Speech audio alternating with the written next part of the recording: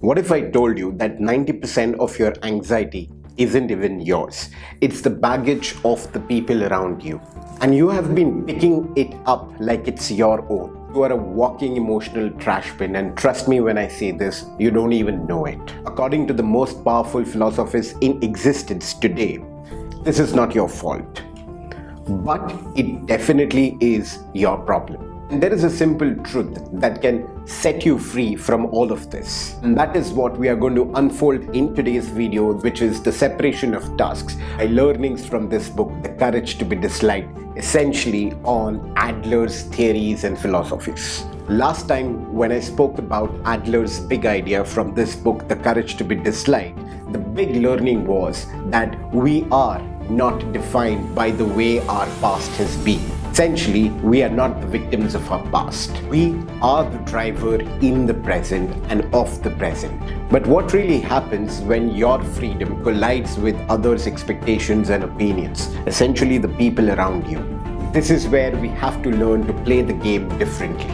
So welcome back to Unfold Learning Podcast. This is your host Kaustav, and this is the very space where we unfold, unlearn and learn on the aspects of personal development, self-discovery, and most importantly, the growth mindset. On that note, let's begin.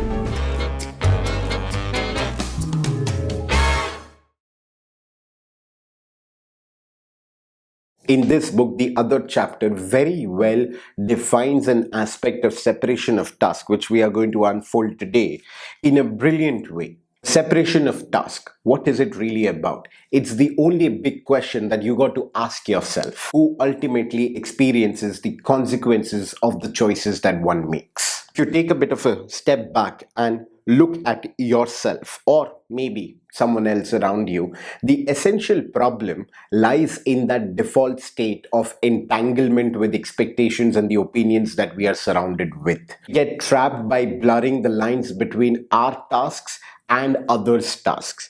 We end up taking responsibility of how our friends feel, how our parents think, how the society opinionates on us, and most importantly, what a stranger thinks over an internet with the likes and the comments. We try to control things that are essentially not in our control, and that's where lies all the drama.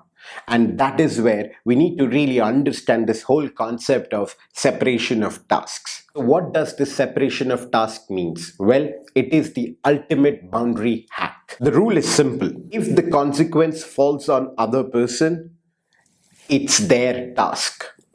You have no right to interfere, or let me extrapolate it further. You have no right to even think about or be bothered about it. And if the consequence falls on you, it's your task. You take the ownership, you take the responsibility. That's fair. No one has the right to interfere with you. As I talk about the idea of the separation of task or having the boundaries, it's not about being toxic or selfish. Well, I know a lot of people would kind of trivialize it to being selfish, but let me tell you, it is not true. It's about respecting the freedom and the agency of yourself and the others. This is where finally you muster the courage to be disliked. So let me give you a classic example, and I'm sure a lot of you will be able to relate with this. There are parents who want their child to do really well in their lives. The parents' task is to provide the conditions, the environment, and the ecosystem for the child to nourish, grow, and flourish eventually. But they cannot and should not do the child's task for them. I mean, if the child has to get good scores or be a good person in life, the only thing the parents can do is create those conditions, right? They cannot really push the child to be something that they think of.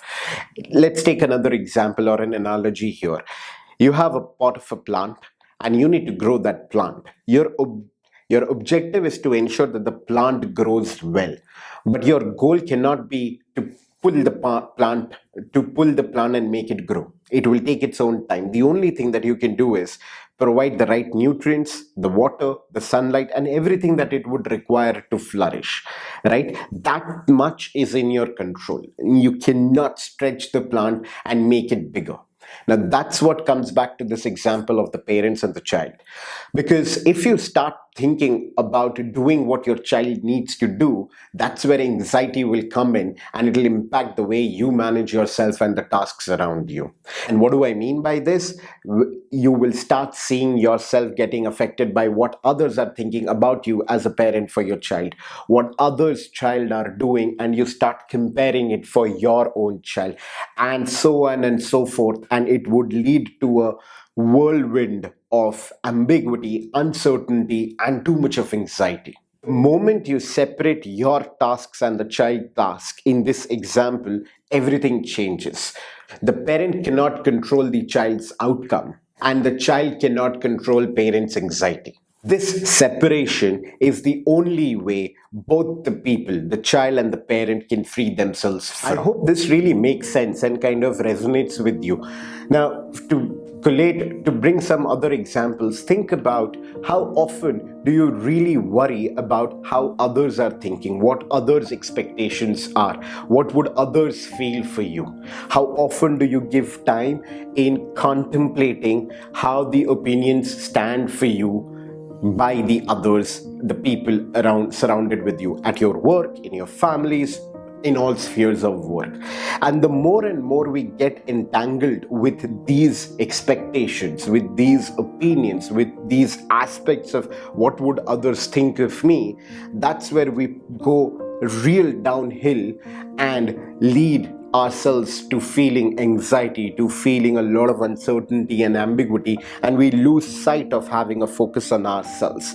By the way, it's not easy. Saying no is the most difficult skill, but that is where we need to internalize the fact that it's about setting those boundaries, not to be toxic, not to be selfish, but to preserve ourselves, because that's where we can bring our focus to the present and to ourselves and think about what is it that we can control and what is it that we cannot control. Saying all of this, you might wonder, why do I bring this topic right now in this time and age? It's important that we realize that we are actually in a digital world that is designed to make you fall for this. Think about it. Often do you go back to your post or phone after uploading something to see who has watched, to see who has liked or who has commented? We are in that age. We are driven by how others are thinking, and it's difficult. And my submission to you here is to start being aware of that, and then probably leading on to taking some actions that will help. In a world where everyone's digital life is constantly bleeding into yours, this hack is your shield.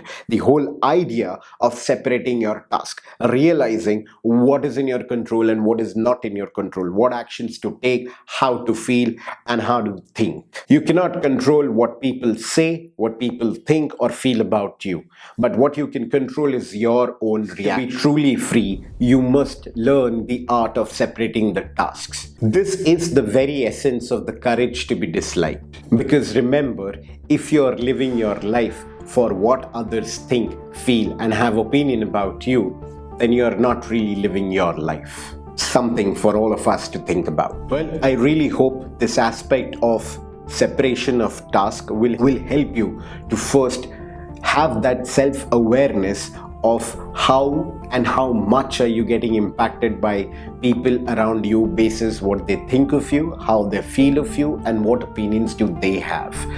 To realize if it is actually becoming a deterrent or an amplifier or an enabler for you.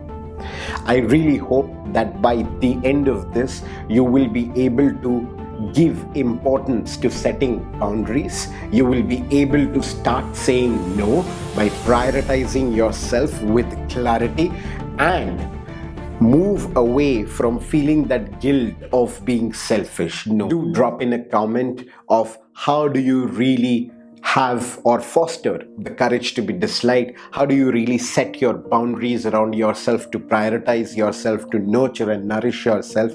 It'll be great to start a conversation. Do put in any questions, any clarifications that you would like to have, because we'll see each other in the next video. And I'm going to talk about another interesting piece from this book where it tells how we really fabricate anger and that emotion of anger. It's a mind-blowing aspect. Well, if you want to know more, you should definitely look out this book, The Courage to be Disliked. And of course, I'll be bringing in the learnings that stood out to me as a way to pay it forward to you all in the next few episodes. So stay tuned. Do not miss to subscribe and click that bell icon. It really encourages and helps you to be aware of what's upcoming, what's brewing. Do comment, as I said before. Do share this video to those you think this would be helpful, and do give me feedback in terms of what are the things that I can continue and what are the things that I should stop and what are the things that I should start going forward. It is something that I am really looking forward to. Thank you very much for your time. I will see you soon next week. Till then, take care of yourself and do value small steps in becoming a better human being for yourself and people around. Thank you very much for being there.